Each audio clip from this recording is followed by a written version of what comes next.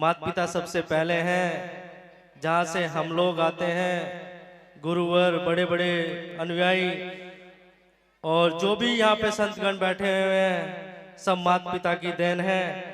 तो माता पिता के चरणों में सिर्फ 4 लाइनें ही प्रस्तुत कर पाऊंगा, ज्यादा तो नहीं कर पाऊंगा। विदाउट साउंड के साथ में मेरी खुद की लाइनें लिखी हुई हैं, वो थोड़ा ध्यान लगा के सुने। इधर भी बैठे हुए हैं सब, हमारे प्रधान जी भी हैं और महात्मा जी भी इस चीज पे थोड़ा विशेष तौर पे ध्यान दें, क्योंकि मैंने खुद लिखी और खुद ही बनाई है, आगे भी लिखता रहूंगा।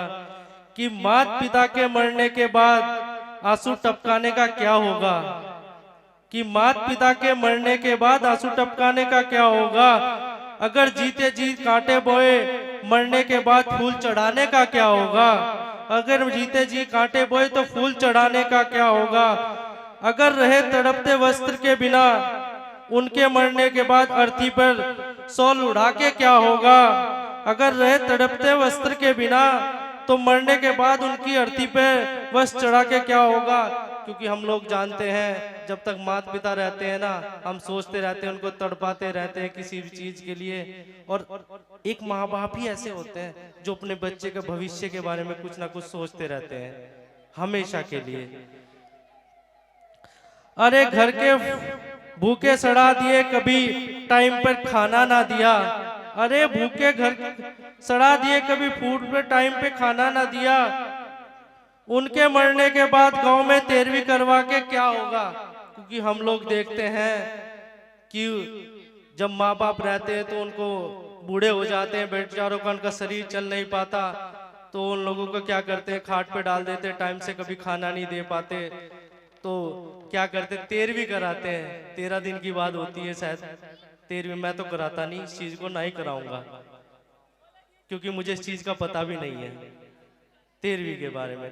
तो 13 दिन की जो 13वीं है, तो पहले इस चीज को बंद किया जाए हमारे समाज के अंदर से।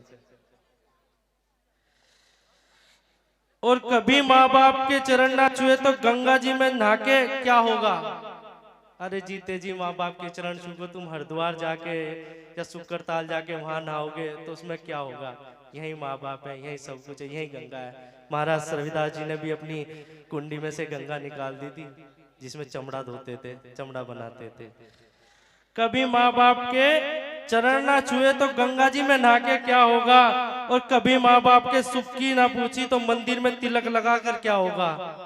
मंदिर में जाते हैं, सुबह सुबह तिलक लगाते हैं लंबा सा, तो देखते हैं माँ बाप तो घर पे पड़े हुए हैं, उन लोगों को ध्यान नहीं रखते। तो मंदिर भी माँ बाप है, भगवान भी माँ बाप है, सब कुछ माँ बाप है। तो आखिरी लाइनें, सिर्फ 4 लाइनें प्रस्तुत करूंगा।